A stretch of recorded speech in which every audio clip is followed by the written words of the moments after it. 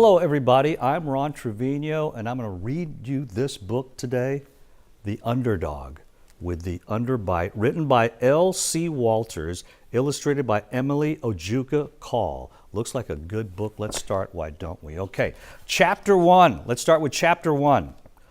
A Ball of Brown Mischief.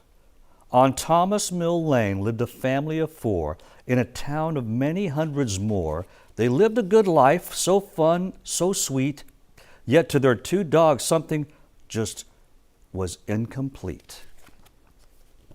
There was Mom, there was Dad, there was Guinness and Jazz, there was work, there was play, there was razzmatazz, and through it all, they all had a ball, from summer to winter, from spring to fall.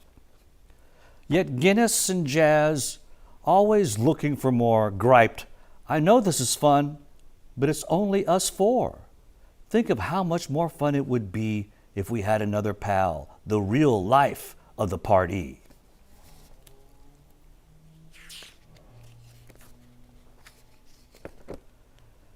This house is too big for only us 4. If we had it our way, we'd even add 4 more. But since it's your house and we go by your rules, we won't even be greedy. We won't even ask for a pool. We just think that it would be really cool if we got a new puppy. We'd even clean up her drool. Because dogs drool, you know.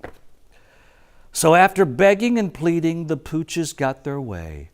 A bundle of puppy joy would soon be coming someday. And before long, that day finally came. Here comes the new pooch. And Spud Webb was her name. A little ball of brown mischief was her claim to fame, and the lives of these 4 would never be the same. Chapter 2, we're on to Chapter 2 now. Operation Save Spud, it's called. Spud was a brown boxer with a cute little black face, with cute puppy eyes making it hard to get on her case. 'Cause mischievous she was, whether by day or by night, and her most striking feature was her underbite.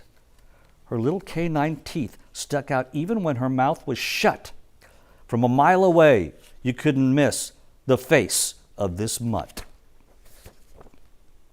But Spud's life had its challenges from the day of her birth, from the very first day that her feet stepped on this earth. Jazz was Spud's mom, the one who gave her life, the one who'd be with her through struggle and strife. Spud was born with 9 sisters and brothers, but sharing food with little Spud, they just couldn't be bothered. When it came to mealtime, they all dove in head first, and leaving poor Spud full of hunger and thirst. As hard as she tried, Spud just couldn't get a good meal.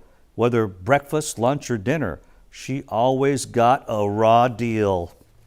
So as the days went by and Spud couldn't get any food, she got weaker and sicker, and of course, that's no good. Something had to be done or else things would go wrong if Spud were to ever grow up healthy and strong. So Curtis and Vicky, the parents of this home, came up with a plan that may seem strange to some. Since Spud's sisters and brothers just refuse to share, we'll just feed her ourselves, though I know it's quite rare. And with these words, the plan was now underway. Operation Save Spud would begin on this day. All right, we're on to Chapter 3 now. Operation Spud Saved is what it's called. Poor Spud was as sickly and tiny as could be. Could Spud be saved? Just hold on, and we'll soon see. So Curtis and Vicky hurried off to the corner store, wanting Spud to survive to see many more years more.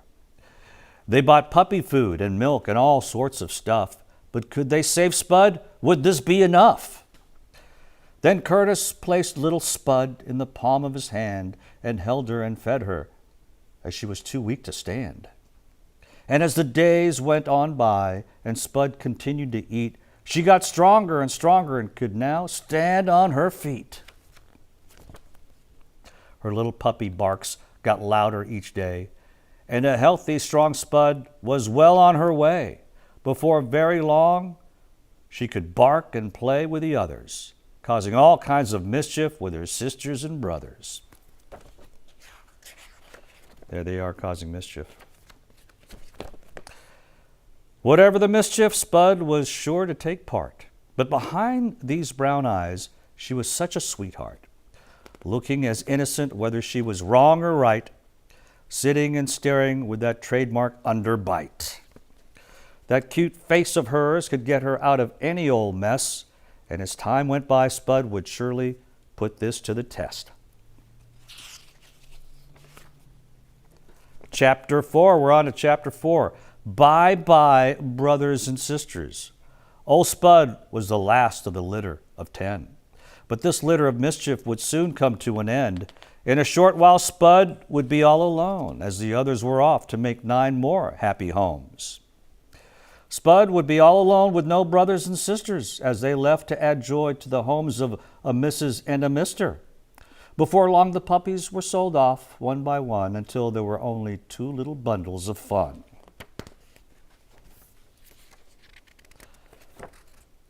From 10 down to 2, that's all who were left. All the fun in the world they could have for themselves.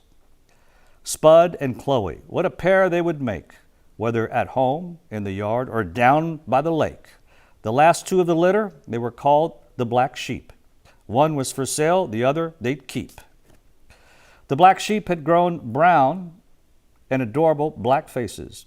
Throw a toy in their yard, throw a toy in the air, and they were off to the races. Wherever there was fun, you'd find Chloe and Spud, whether jumping in the lake or rolling in the mud. The 2 sisters were as loving and close as can be.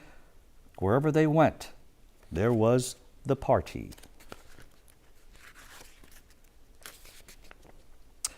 But this black sheep party would soon come to an end. Though connected as sisters, they would always be friends. That sister connection that remained in their hearts, soon separated by distance, but never apart.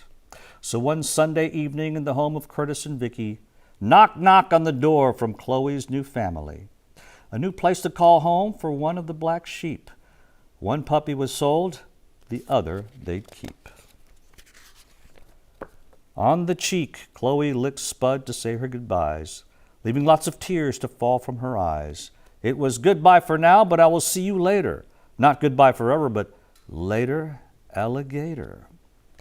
Then Spud waved goodbye with her stubby black paws, smiling with that underbite showing from her little jaws.